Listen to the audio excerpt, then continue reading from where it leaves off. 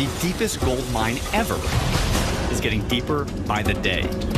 In 3, 2, 1. At over 12,000 feet under the Earth, where earthquakes are a constant threat.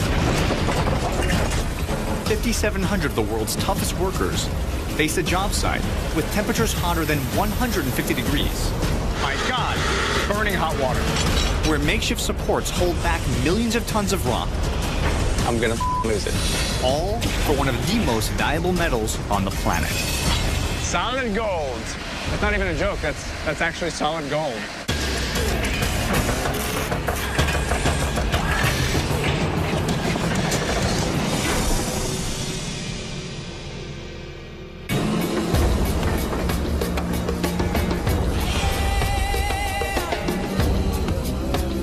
I'm in Johannesburg, South Africa.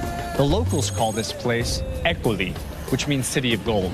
And quite literally, the soil under where I'm standing is the richest in the world. Located in the northeastern highlands of South Africa, Johannesburg sits above half the world's gold deposit. When gold was discovered in Johannesburg in the late 1800s, people flocked from all over the world to mine this ore. It was so plentiful that you could actually see the gold on the surface. Over time, mines opened from the east side to the west side of the city, mining deeper and deeper into the earth. Today, there are 70 gold mines in South Africa, employing over 500,000 people. The problem is, after over a century of mining, this precious resource is beginning to run out. In the last 10 years, the country's gold production has dropped 45%, while the price of gold has skyrocketed. Now, to re-establish the nation's most important industry, one South African mine is attempting to dig deeper than ever before. An hour outside of Johannesburg, the Thingkung mine is already the deepest mine on the planet, a subterranean gold factory 2.5 miles down. With more tunnels than the New York City subway and the world's longest elevators. However, most of the original gold deposit has already been mined, and the rest will be gone in just 8 years. So to keep the mine going, geologists have been drilling and testing in all directions, searching for more gold. They finally found it, a new deposit called a reef, located over 3 miles from the surface, holding over 140 tons of gold, worth over $6 billion. So if you didn't go deeper, within about 7 or 8 years, you would have simply mined all the gold that you can get at that depth. That's right. So this new project gives you the potential opportunity to extend the life of the mine by how many years? The life of mine with the current project, the life of mine will be extended to 2029. 2029? That's correct. So instead of 7 or 8 years, we're talking about 20 years. That's right, yes. While the team mines out the final gold deposits in the existing mine, they've also added a new deepening team. Their job? Tunnel 7,000 feet deeper to reach the new reef, one blast at a time. The commute to a job a third of the way into the Earth's crust takes an hour and a half.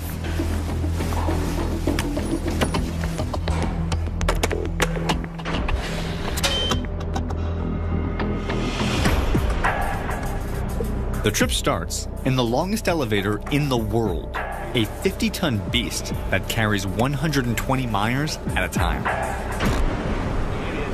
You know, given where we're going, Gordon, you guys didn't do much to kind of soften the blow and make this thing look nice. This is it. This is mining. This is reality. You ready? Okay, right, let's go. Right on key, Billy. All right, here we go.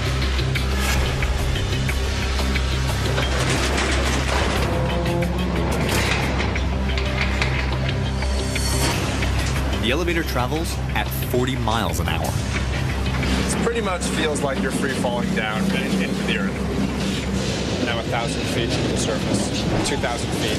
I'm now deeper than the Grand Canyon. I'm now almost at 8,000 feet. For every 100 feet we drop, the rock gets 1 degree hotter. Every couple hundred feet, it gets a little bit hotter, a little bit more pressure, and you can feel that inside your head. We're now approaching the bottom. This will be 12,600 feet. Keep in mind, this is the deepest point that any mine has ever worked at in the history of mining.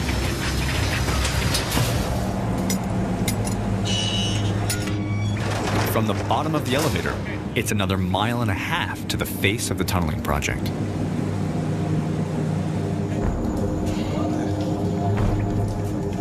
Morning. Morning. It's morning, by the way.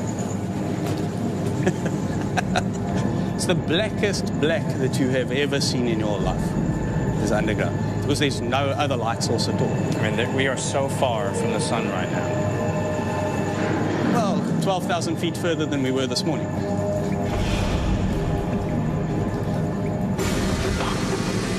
The closer you get to the active face of where the rock is, the hotter it gets. So as I step down, right, every single step, I can feel the temperature getting slightly higher and slightly higher. And right there, that is the very deepest point in this mine. It'll take 600 blasts to reach the new gold reef. They're prepping for blast number 540. And blasting in the deepest spot on Earth is unlike any other kind of blasting. Faults scattered throughout the rock make earthquakes and rock falls a constant danger. Punishing geothermal heat also makes the working face a scalding 150 degrees Fahrenheit. Oh my God. That's burning hot water. The water that's being heated by this exposed quartzite is literally brought to the point of burning my hand just from the energy from the Earth. Energy from the Earth, and then, of course, the drilling. Okay, so Gordon, this exposed wall right here, this is the wall that we need to get out of our way. Yes? There's gold back there. Yes? So this wall has to continue to push deeper into the Earth to enable us to go up and straight out to get that gold. Correct. The rock is riddled with faults, which means the energy from the blast needs to be carefully controlled or risk creating an earthquake. They use a diamond-shaped blasting pattern that concentrates the first pulse of energy into the center, opening up a cavity for a second and third round of smaller charges to safely break up the edges of the face. Okay, now why do that? Why not just have an even amount everywhere? Well, you want the most energy in the center because this is the hardest place to break the rock in. As you move outside, you want less damage. If you damage the rock on the outside, you have to put more support in it. You want to keep the ground as stable and as fracture-free as possible on the outside. The dynamite is mixed and tested on site. Gordon, what are we doing right now? Right, we're going to test the explosives to see if it's mixed properly. There's two ways to do it. Yeah. With a scale or the miner's way. Put some on your finger, tongue out. Taste, battery taste, it's good. So if it feels like I'm licking a battery, I'm happy. That's it. Just lick it. Just put it out and lick it. Put it on your tongue. Oh, God. Got a good bite to it. Oh, my God. That is awful. Looks like it's good enough to use. Yep, it's good. This will blow up. So like loading a bayonet, we have now at the tip of my lance the explosive, the cable right here. Goes in that hole. This can't actually go off, can it? It's very safe. Very, very unlikely. Okay. Push it all the way in. Lance is now in. That's it. The crew pumps 3 gallons of explosives into each drill hole. Okay, so now the hole It's filled with explosives. loaded with explosives, and essentially we're embedding that bomb, that small piece of dynamite, deep inside of it, and then this becomes the way in which we tie all the different 64 holes together. That's it. And once that's done, we can push the button. The crew retreats 1,000 feet up in the tunnel to detonate. All right, so let me just kind of put this in perspective. Where we're standing right now, we're about 1,000 feet away from a ton of explosives in a wall down there. We're going to set it off, and we are going to be exposed to that explosion. It's going to be happening right down there. In a cramped space like this, each 1.5-ton blast can generate a massive shockwave. Gordon, you said something before about when the blast goes off beyond ear protection. Yes, keeping your mouth open protects your eardrums. It allows the equalization as the shockwave travels through. So I'm to open my mouth during the detonation so as the shockwave doesn't blow up my eardrums. That's it. Okay. This is really one of those moments in life where you gotta wonder, how did I get here? How did I ever do it? Why am I doing it? What am I doing down here? I'm 12,000 feet under the Earth's surface. I'm in South Africa. I'm holding a detonator, and behind me are thousands and thousands of pounds of explosives, and I'm about to set them off. The charge is live. All right, here we go, guys. Open your mouths, cover your ears. In 3, 2, 1.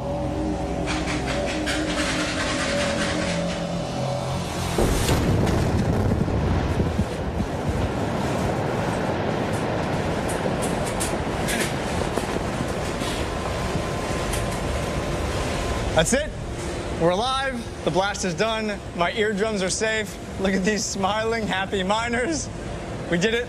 That blast fractured 100 tons of rock. So Gordon, that's exactly where the charges were set, right there, right? That's right where those bolts are, that last line of bolts.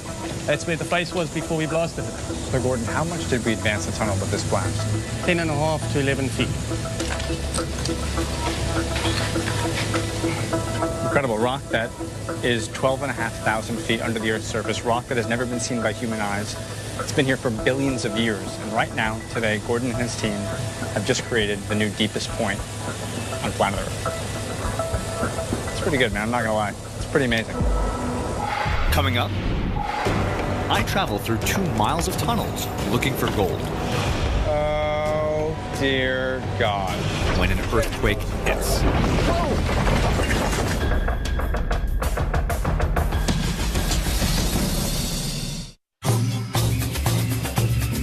In South Africa, the world's deepest mine is blasting 40 feet deeper each day, tunneling towards a reef of new gold worth $6 billion.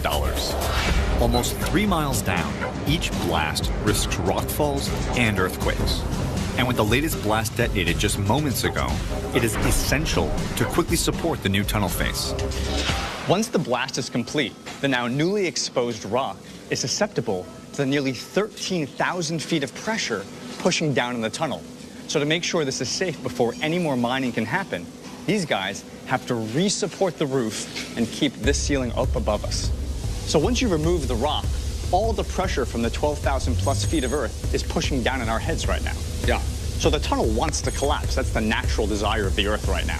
That's a natural desire. That's what it tends to do, is to close up. So essentially, like Atlas, it's your job to sort of push back on this rock and support this open tunnel. Yes, that's basically our job, what we're doing. You look like Atlas. You're a big man. You can hold back the rock. The temperature at the face is 150 degrees Fahrenheit, and ammonia fumes from the blast fill the air. Regardless, the team has got to begin work. They do it with a grid of 33 steel rods called split sets. The split sets work like giant screws, pulling the layers of rock together.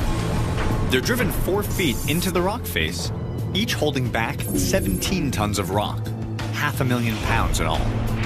And so, collaboratively, all of these 30-some-odd split sets will give us basically the roof to know that it's safe for us to keep mining. Yeah, that's what's going to happen. You got a big day. You got a big day. The team installs them with a hydraulic drill and a motorized screwdriver.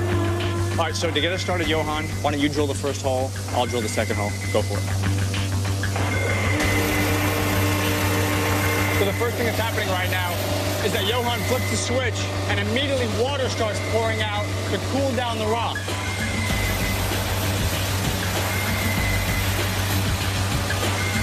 All right, so there it is. Now we have a drilled hole, 41 millimeters wide, hollow, and ready for steel. Now check this out, you're gonna watch him change bits. Out goes the drill, in goes the screwdriver. Yeah, look at that. All right, screw it in. All right, can I give it a go? All right, Johan's stepping out, I'm stepping in. Each drill hole is just 1 millimeter smaller than the steel rod. Yeah. So when the rod is driven in, that 1 millimeter difference creates enough friction to hold back all 17 tons of rock. So above our heads right now, you've just applied over 560 tons of force to hold back the Earth. Yes. I mean, that's what happens, I guess, when you have almost 2.5 miles worth of Earth pushing down in your head. Yeah. Incredible. That's what it takes to push this tunnel just 12 more feet towards becoming the very deepest occupiable point on planet Earth. When complete, this tunnel will be the central highway to 140 tons of gold. Once there, miners will use smaller tunnels called crosscuts to get it out. Miners are already using this method at level 120, just 600 feet above us. It's a 2-mile train ride, and then a mile-long hike to get to the exposed reef. And it's here we'll be blasting for gold. I have to say, one of the most unnerving things about being on this project is you are so physically far from the shaft, the elevator, that if something goes wrong, you're very, very far from the escape hatch. The last 120 yards to the reef require a 22-degree climb. Essentially what I'm looking at feels like a mine from like 1880. We're looking at this amazing old wood ladder going all the way up this 20-degree incline. And that up there where you see the light is, that's where we're headed. That is where the gold is up there.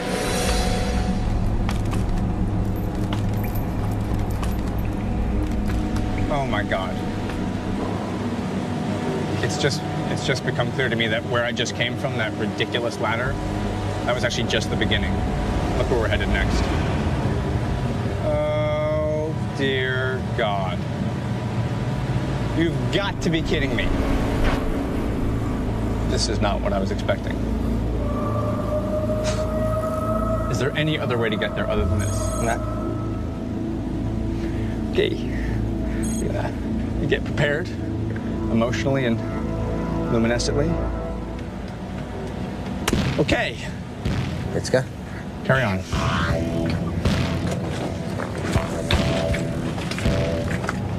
The biggest danger when digging 12,000 feet down is triggering a seismic event. There are dozens a day down here, and nowhere to go if one hits. To minimize the disturbance to the rock, the tunnels are kept as small as possible. Now, as I walk up this precarious angle, just keep in mind, right, look to either side.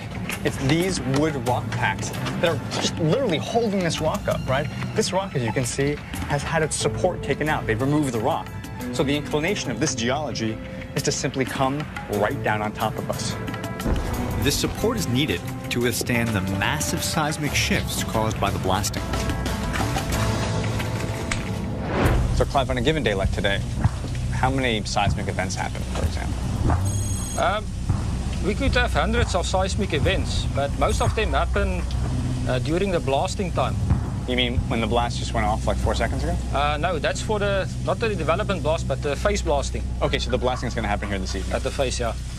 So we're on a sequential, on a centralized blasting method.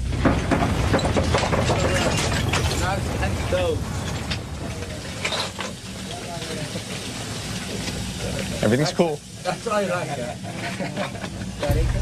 Okay, Clive, my God, that was definitely it. I definitely thought that was it.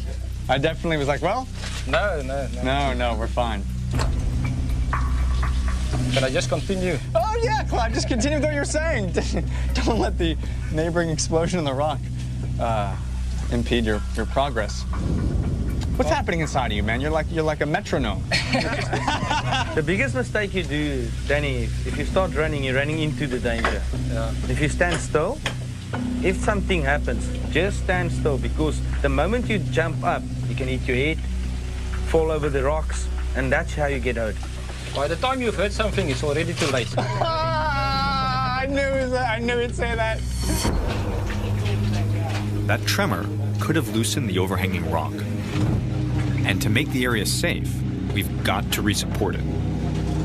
All right, so now what we're doing is we're going down to put in these supports which keep the rock faced up. And to be perfectly frank, we're going to do this as quickly as possible because there was just an earthquake that happened about 4 minutes ago. and that means we just want to get out of here quickly.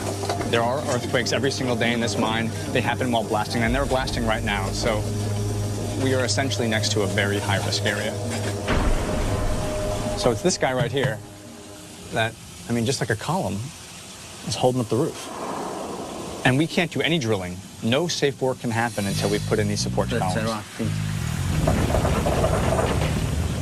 I can't deal with it. I'm gonna lose it. No, don't. That's why we put in support. I understand. These 4-foot-high steel jacks push against the overhead rock, supporting a whopping 10 tons apiece. To install the jack, they first clear the ground of any loose rock.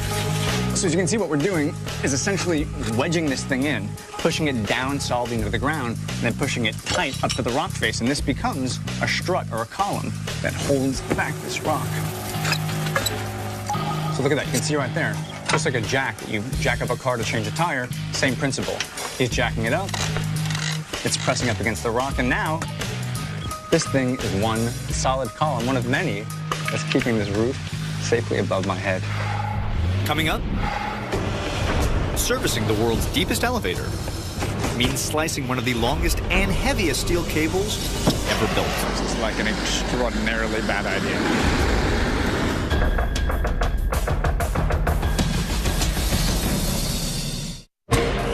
For the miners that commute 2.5 miles underground, 3 shifts a day, there's simply one way in and one way out.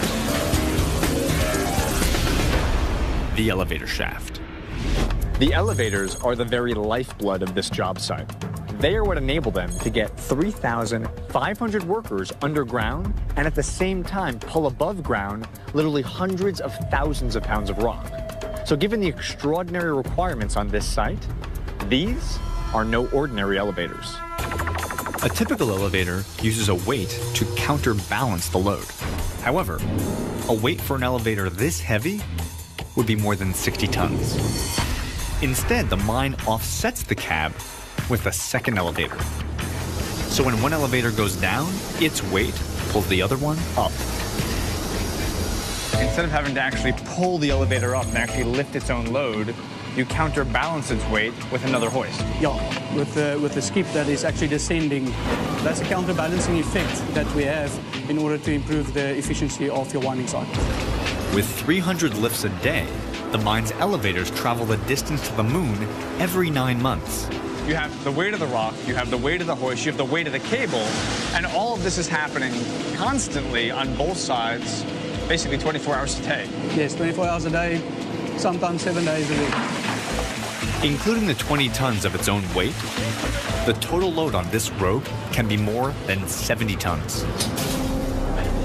Last year, a rope at a nearby mine snapped, dropping a cab, killing 8 miners. So to prevent a similar failure, the team is performing a stress test on the elevator rope.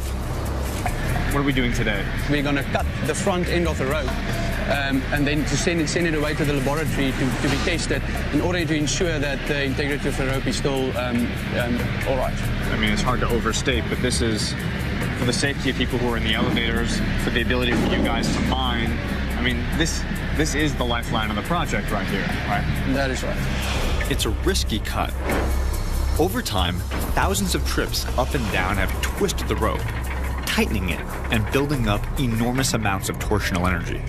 If I have a plastic shopping bag and I sort of spin that shopping bag, it'll spin and spin and spin and spin and spin, and all of that torsional energy is bound up in that rope right there.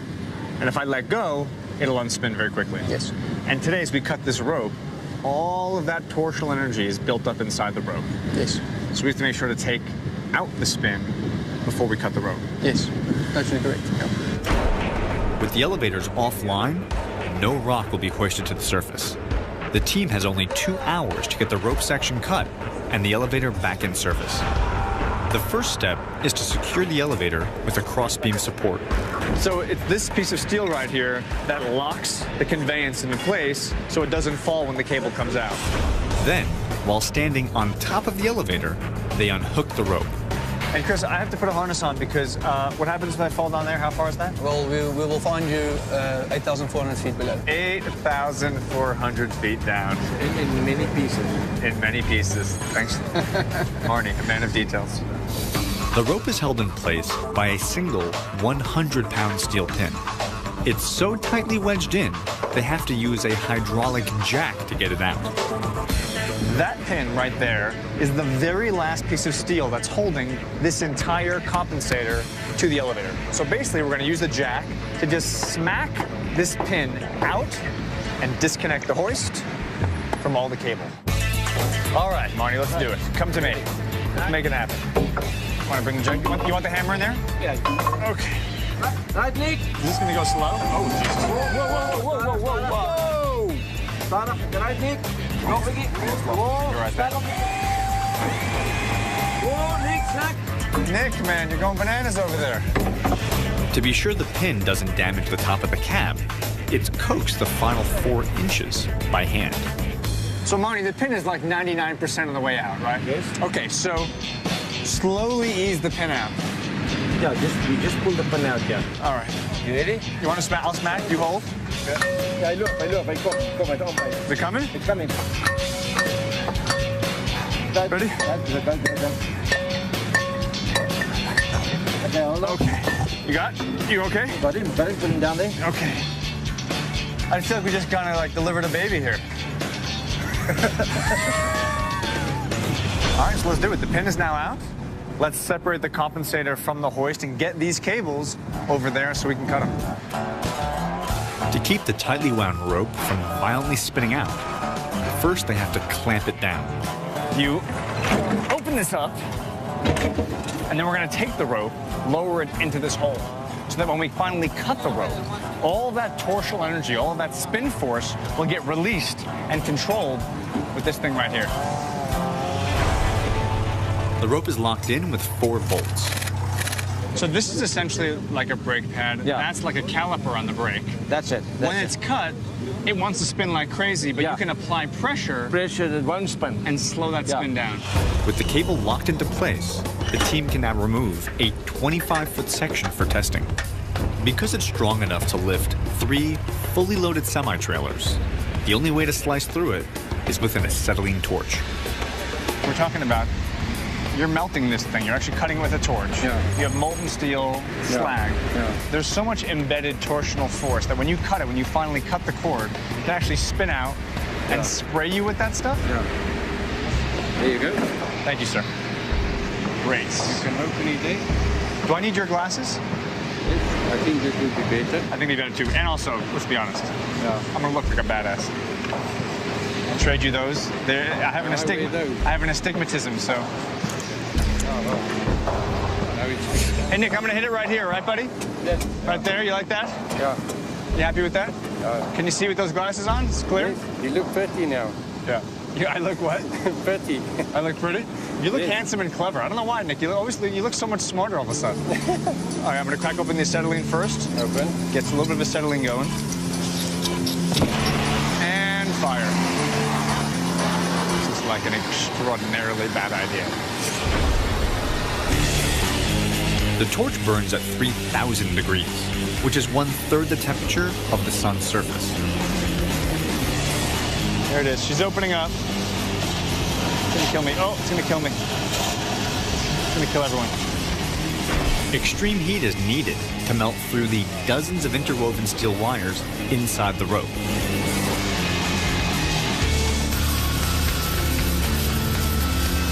Oh, there it is. There it is. Oh! Oh! Ooh. All right, so I get back my glasses. Nick, the Boilermaker, gets back his torch. And we're set. Now that it's separated, we're gonna release the tension and let all of that force out of the cable. Marnie, you ready? Release it out, start spinning, immediately pull it back, lock it up. Here we go. All right, everyone stand back. Let's release the tension. Dear God. Ready? That's it. Again. It's finished now. Yeah. Well done. Stressful, man. Okay. Okay, with the piece now cut off, this can go to testing.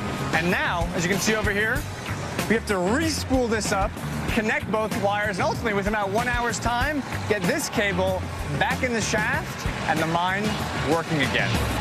Coming up, I strike gold This is it. This is it. This is the gold.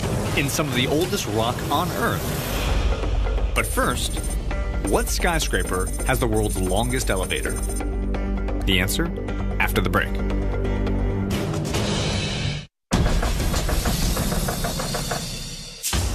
Your trivia answer.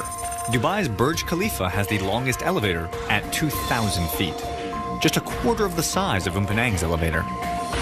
South Africa has more gold deposits than anywhere on the planet. But the question is, how did the gold get here? Well, if you go back billions of years ago, this entire region was one enormous lake. Gold deposits were put into this lake from surrounding waters. Then, about 200 million years ago, a series of volcanic events buried this lake, thereby entombing the gold. And that reserve right there is the very stuff we're after today. Geologists know that the gold is 2.5 miles down. The hard part is getting it out. After 2 miles of tunnels, it's a 100-yard climb up a 22-degree angle to find the mining face of the gold reef. Okay. This is it. This is it. This is the gold. This is the gold. This is the ore body we're going to mine. This tiny, small 3-foot swath is why I'm now at almost 13,000 feet under the ground. 100% right. And sort of packed inside of here in tiny amounts throughout. It's gold. The gold is in dark carbon particles scattered throughout the rock, making the reef grayish, not yellow in color. What's so incredible is the gold is so tiny that, I mean, I can't see it right here. Yeah, so little. I mean, specks of it. Yeah. Like particles of sand is inside of this. That's it. The fastest and safest way to loosen this ore is to drill and blast. Are we ready to rock and roll? Yeah, ready to drill. Where's the drilling? Right down here. Down here. So now that we found the gold, now it is time to get it. Miners drill blast holes into the ore and fill them with a powerful emulsion dynamite. So we're going to put a hole about 4 feet deep into this rock using this enormous drill. Yeah. Basically, this is just a very, very large chisel that's rapidly making contact with the rock. That's a big chisel. That is a big chisel. That's a big chisel. Michael, Jacques, it is time for us to put a hole into this gold, get some explosives, and get what we came for. Yeah. There we go. The gold reef naturally dips at a 22-degree angle, which forces the miners to perform precision drilling at a steep decline. The goal is hold it tight, keep it level, and push the drill in. Okay. Push that way. Are you ready? Forward. Yeah. Here we go. Push it. Push it.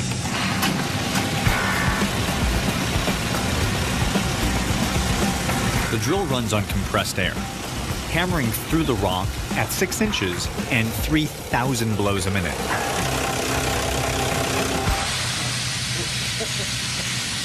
My hand is still vibrating. You're good. You're good. You can be a driller. The reef wall is now ready for blasting later tonight. The confined space and constant earthquakes mean blasting can only happen between shifts. 5 tons of charges are detonated from the surface. After blasting, the rock has a 5-mile trip down into a storage silo, back to the shaft, and then up to the surface. After the blast takes place, all of this newly loosened ore will come sliding down this slope. It'll arrive here in the gully. It's then when this device called the scraper will essentially scoop up this loose material and drag it all the way down to something called an ore pass. The scraper drops the gold hundreds of feet into the ore pass storage silo. And just to be very clear and straightforward about how deep this hole is, if I may. Yeah.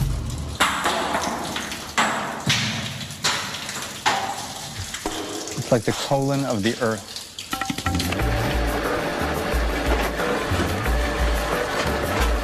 For the miners, this is what it's all about. They've drilled, they blasted, they loosened up that ore, and now we're taking it, putting it down this hole, and ultimately taking it up to the surface to be transformed into gold bars. 20 miles of trains and conveyor belts move the gold reef rock to the main shaft. It's there where the gold rock meets up with the waste rock from the deepening project. Both travel side by side up to the main shaft together. The contents of that conveyor belt are worth millions of dollars. The contents of that conveyor belt are totally worthless. And every single hour, this mine accumulates over 450 tons of both gold reef and waste rock. The challenge is to get them out of the mine and up to the surface. The reef and waste rock travel down a conveyor belt as long as a football field to two 50-ton elevators. The job of sorting the waste and the gold belongs to the conveyor operator. Lisa, hi, I'm Danny. I'm finding you. Nice to meet you. So Lisa, this basically works like a dump truck, like the back of a garbage truck. Kind of open the payload, fill up the belt, close it up. 12,000 tons of rock pass through Nolizwa station every day. This me. You got it. Okay, you do the gold, I'll do the waste. Sort of appropriate, really. Here comes a big dumper. Big dumper. Not a lot of variation in the task. It's open And closed. and closed. Open and closed. Sometimes we open, other times we close. Yes. She's got it under control. She is sending this stuff to a hoist, which is then going up to the surface over 2.5 miles. Coming up, I enter one of the most highly secured buildings in the world to forge $4 million of pure gold. Solid gold. That's not even a joke. That's actually solid gold.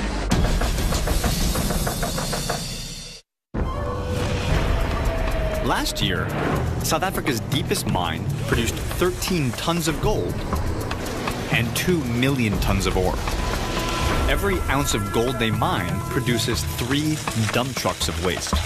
Here at the Umpanang mine, in just a 24-hour window, they pull out of the earth just 100 pounds of solid gold. Now, to get that 100 pounds of gold, in that same 24-hour window, they have to excavate nearly 15,000 pounds of rock. So to put this in perspective, in a given 30-day period of time, we're talking about nearly 500,000 pounds of solid rock, building a veritable man-made mountain right next to the mine. Going from rock to gold takes 48 hours of processing. That happens at the mine's 20-acre on-site processing plant. So the ore that comes out of the ground is not a shiny gold nugget that I imagine a panhandler from the 1880s biting on. No. This is not it. It's not visible from with a human eye. So we're talking about infinitesimally small bits of gold powder. Yes. Invisible to the naked eye, kind of scattered throughout this rock. And your job is to somehow get that microscopic powder out of the rock and then recombine it into solid gold. That's exactly what we do. First, a 4,000-ton mill crushes the ore into a sand-like dust. The team then mixes in cyanide and carbon to dissolve the quartzite and leach out the gold. The purified gold then goes to the smelting house for the final step of the process, melting and pouring. Today, they're pouring 10 55-pound gold bars worth $4 million. The product of half a week of mining. So right now, in a matter of minutes, we're going to pour out about 10 solid gold bars. That is correct. All of the mining, the digging, the blasting, the drilling leads to right there. That's the final product. The iron has just come out of there. It is incredibly hot now that the gate is open. My face is actually burning. $4 million of liquid gold coming out of the smelter right now. Here it comes, here it comes. Wow, look at that. Each mold contains enough gold to buy 3 Lamborghinis. This looks like a science fiction movie, look at that. That is incredible. Millions of dollars, Isaac. It takes only 5 minutes for the molten gold to solidify. You know when you finish baking a beautiful lasagna and you're about to take it out of the oven, but you're a little nervous you might spill it? Well, this is kind of like that, but it's a significantly more expensive version. Now, once we've got the gold into the mold, got to get the gold out. Flip the gold. Up. And over. Woo. Smack it out. And now, come on. There it is. Solid gold. That's actually solid gold. That's not even a joke. That's actually solid gold. So, Isaac, that scrap right there, we're gonna throw that away. We don't need that, right? I'll take that to the garbage for you. I'll dispose of it. That is unfortunately not how we operate here. So even that slag right there, you're still gonna remelt that and keep looking for more gold. Correct. So I can or cannot take that home with me? You cannot. No one's allowed to. No one's. Even the garbage has gold in it around here. The bars are encrusted with impurities, like zinc and silver. The gold is then transferred to a locked cage to clean off this waste known as slag. They're like golden brownies. This is like the burnt one that tastes good, you know, at the bottom of the batch. Okay, so now that all 10 gold bars are stacked, we're gonna dump them into this hopper and begin the cleaning process. I'm Danny. I'm Kevin Governor Koza. All right, so Governor, we're gonna now clean the gold. We're gonna wash the gold. Yeah.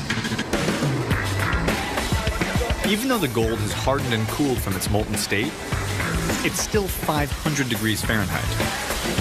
Well, this gives you a sense of just how hot the gold is. We're putting in some lukewarm water. The gold is piping hot, kicking off steam, but now you can see the slag starting to come off and the shiny gold to begin to reveal itself. Okay, now the water is drained, the gold bars have been cooled off a bit. Now we're gonna start pulling the slag off with this, the metal scaler. Now removing these impurities is crucial. The bars have got to be 99% pure before they leave the plant. Governor, what do you think? It's nice, huh? Yeah, it's nice. You see here, it looks so beautiful. Eh? Beautiful, clean, no slag. No slag. Ready to go. Yeah. There it is. The finished product. Nice, shiny, solid gold. This 500 pounds of gold will be stored in a vault until picked up tomorrow by a high-security helicopter. Coming through. $4 million of gold. Okay. Well, there we have it. All 10 bars of gold, all $4 million have been delivered into the secure vault. But keep in mind, that relatively small amount of solid gold took over 4 days of solid mining, and all of that taking place over 12,000 feet under the Earth's surface. 2.5 miles below, at the deepest spot inhabited on Earth, the deepening team has nearly reached the end of their groundbreaking project. I mean, from your perspective, it's like every single day you are not just going to work, you're literally breaking the world record every single day you guys push. Yes. It's got to be kind of incredible. They have to give Guinness a call. Every day, though. Yeah. The crew has 700 feet to go before they reach a $6 billion load that'll keep South Africa's most important mine producing gold for decades to come. The value of gold is a somewhat abstract concept. In principle, we know it's very expensive, whether it's a ring or a watch or a necklace. But until you see this project and physically experience just how difficult it is to extract this ore from the earth, can you appreciate just how precious a metal this is? And while this is an amazing feat of engineering, and this is the deepest mine in the world, the success of this project is not about breaking records.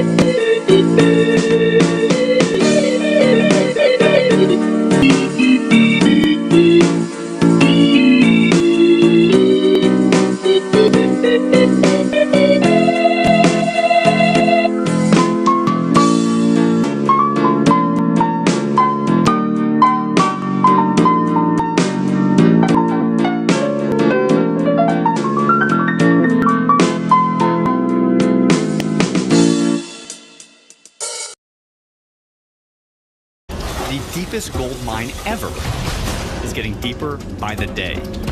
In 3, 2, 1. At over 12,000 feet under the Earth, where earthquakes are a constant threat. 5,700 of the world's toughest workers face a job site with temperatures hotter than 150 degrees. My God, burning hot water. Where makeshift supports hold back millions of tons of rock. I'm gonna lose it. All for one of the most valuable metals on the planet. Solid gold. That's not even a joke. That's actually solid gold.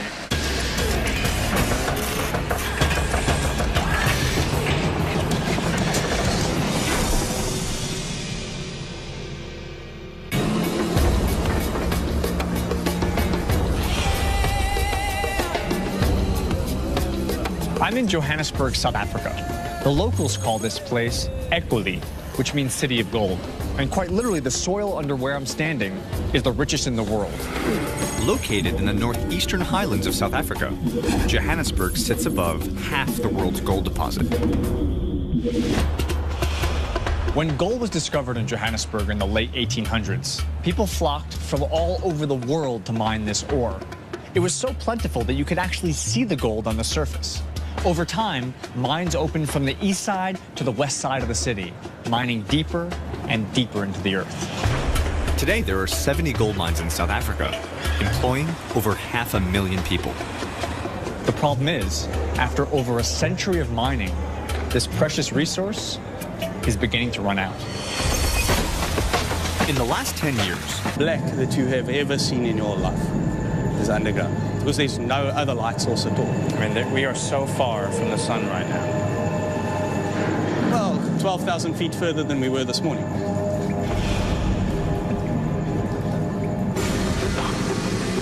The closer you get to the active face of where the rock is, the hotter it gets. So as I step down, right, every single step, I can feel the temperature getting slightly higher and slightly higher. And right there, that is the very deepest point in this mine. It'll take 600 blasts to reach the new gold reef. They're prepping for blast number 540. And blasting in the deepest spot on Earth is unlike any other kind of blasting. Faults scattered throughout the rock make earthquakes and rockfalls a constant danger. Punishing geothermal heat also makes the working face a scalding 150 degrees Fahrenheit. Oh my God. That's burning hot water. The water that's being heated by this exposed quartzite is literally brought to the point of burning my hand just from the energy from the earth. Energy from the earth, and then, of course, the drilling. Okay, so Gordon, this exposed wall right here, this is the wall that we need to get out of our way. Yes. There's gold back there. Yes. So this wall has to continue to push deeper into the earth to enable us to go up and straight out to get that gold. Correct. The rock is riddled with faults, which means the energy from the blast needs to be carefully controlled or risk creating an earthquake. They use a diamond-shaped blasting pattern that concentrates the first pulse of energy into the center, opening up a cavity for an hour and a half.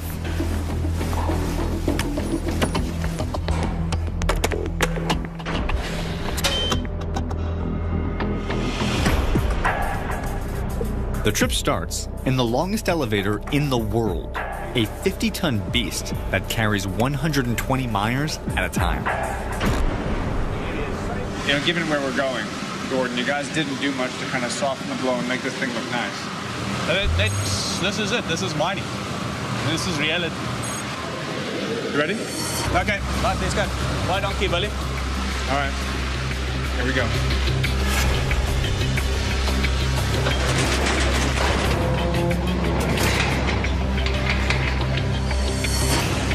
The elevator travels at 40 miles an hour. It pretty much feels like you're free falling down into the earth. Now 1,000 feet to the surface, 2,000 feet. I'm now deeper than the Grand Canyon. I'm now almost at 8,000 feet. For every 100 feet we drop, the rock gets 1 degree hotter. Every couple hundred feet, it gets a little bit hotter, a little bit more pressure, and you can feel that inside your head.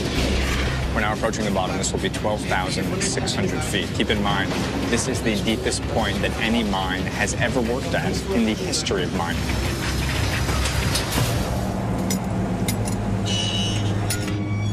From the bottom of the elevator, it's another 1.5 miles to the face of the tunneling project.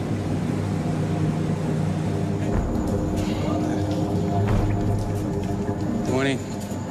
Morning. It's morning, by the way. It's the blackest. The country's gold production has dropped 45%, while the price of gold has skyrocketed.